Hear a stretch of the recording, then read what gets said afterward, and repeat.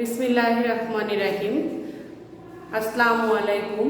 আমি মুসাম্মদ ফেরদৌসী বেগম সেতু, সহকারী শিক্ষক, ফাকুল police line school and college, Lalmonirhat.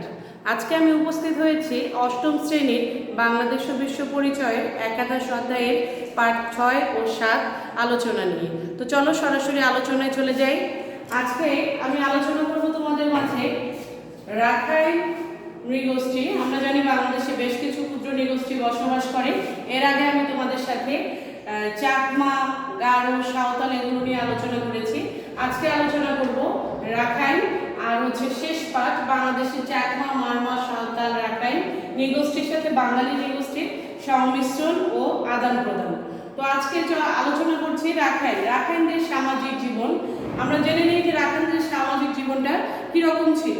রাখাইনদের সামাজিক জীবন হচ্ছে রাখাইন পরিবার প্রধানত পিতৃতান্ত্রিক, পিতাই পরিবারের প্রধান এবং মেয়েদেরকে তারা শ্রদ্ধা করে। এরপরে আসছে অর্থনৈতিক জীবন। অর্থনৈতিক জীবনে রাখাইনরা প্রধানত কৃষির উপর নির্ভরশীল, তবে এর পাশাপাশি নিজস্ব হস্তচালিত তাঁত ও কাপড় বোনার কাজও তারা করে থাকে। এরপরেই আসছে ধর্মীয় জীবন। রাখাইনদের ধর্মীয় জীবন হচ্ছে বাংলাদেশের রাখাইনরা বৌদ্ধ ধর্মাবলম্বী। এছাড়া রাখাইন শিশু কিশোররা বৌদ্ধ মন্দিরে বৌদ্ধ ভিক্ষুদের হাতে ধর্মীয় শিষ্টাচার দীক্ষিত হয়। এরপরে আসছে রাখাইনদের সাংস্কৃতিক জীবন।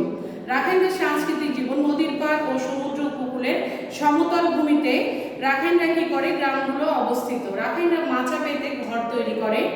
রাখাইনরা নানা পালা পার্বণে বিভিন্ন আচার অনুষ্ঠান পালন করে। এর মধ্যে ধর্মীয় অনুষ্ঠান, বিশেষ করে গৌতম বুদ্ধের জন্মবার্ষিকী, বৈশাখী পূর্ণিমা, বসন্ত উৎসব এগুলো তারা পালন করে থাকে। চৈত্র সংক্রান্তিতে রাখাইনরা যে সাংরাই উৎসব পালন করে, সেটাই তাদের সবচেয়ে বৃহৎ সার্বজনীন উৎসব। এরপরে রাখাইনদের পোশাক, রাখাইন পুরুষরা লুঙ্গি ও ফতুয়া পরে। পুরুষেরা সাধারণত ফতুয়ার উপরে লুঙ্গি পরে।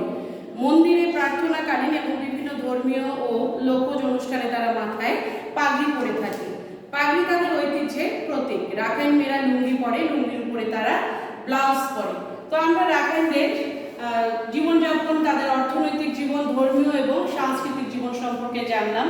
এরপরেই আসি যে বাংলাদেশে যেসব ক্ষুদ্র নৃগোষ্ঠী বসবাস করে তাদের সাথে বাঙালি নৃগোষ্ঠীর সংমিশ্রণ ও আদান প্রদান। এই আদান প্রদানের ক্ষেত্রে বেশ কিছু আমরা উপাদান লক্ষ্য করে থাকি। প্রথমেই আসছে ভাষা, উৎসব, খেলাধুলা, অর্থনীতি, রাজনৈতিক জীবন এবং সংস্কৃতি। তো চলো আমরা একটু জেনে নিই যে কিভাবে ভাষা, উৎসব, খেলাধুলা, অর্থনীতি, রাজনৈতিক জীবন, সংস্কৃতিতে কিভাবে বাঙালির সাথে একাত্মতা ঘোষণা করেছে। প্রথমেই আসছি ভাষা। তো ভাষার দিক থেকে আমরা জানি যে শব্দ, কুড়ি, গন্ডা, পণ, গোলমাল, হইচই, হাল, পাল, দাঁড় এরকম নানা ধরনের ভাষা আমরা বাঙালিরা ব্যবহার করে থাকি। এগুলো কিন্তু সবগুলোই এই ক্ষুদ্র নৃগোষ্ঠীর ভাষা। এরপরেই আসছি উৎসব। আমরা জানি যে বাঙালিরা আমরা বৈশাখী উৎসব পালন করি, তাছাড়া আমরা আরও বিভিন্ন ধরনের উৎসব পালন করি, যেটা আমাদের এই ক্ষুদ্র নৃগোষ্ঠীর বৈশাখী, তারপর ওয়ানগালা এসব উৎসবের সঙ্গে একাত্মতা ঘোষণা করেছে। এরপরে আসছি খেলাধুলা। এই খেলাধুলার ক্ষেত্রে আমরা জানি যে বিভিন্ন নৃগোষ্ঠীদের মধ্যে মহিলা ফুটবল, হকি এগুলো কিন্তু খেলা হয়ে থাকে, যেটা আমাদের বাঙালিরা আমরা খেলে থাকি। এরপরেই আসছে অর্থনীতি।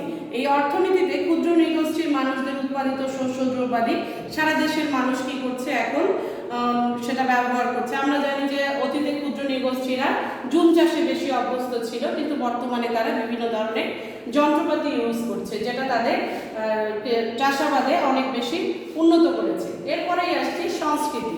সংস্কৃতিতে ক্ষুদ্র নৃগোষ্ঠীর সংস্কৃতি, পোশাক আশাক, অলংকার, খাদ্যাভ্যাস, বাঙালিদের পোশাক, অলংকার, খাদ্যাভ্যাস এখন নিজেদের জীবনে ধারণ করেছে। অর্থাৎ আগে ক্ষুদ্র নৃগোষ্ঠীরা কি করতো, নিজেরা যে ধরনের পোশাক পরতো সেটা বাঙালিরা পরতো না, কিন্তু বর্তমানে ক্ষুদ্র নৃগোষ্ঠীরা বাঙালিদের মতো পোশাক পরিচ্ছদ করছে। এরপরেই আসছে রাজনৈতিক জীবন।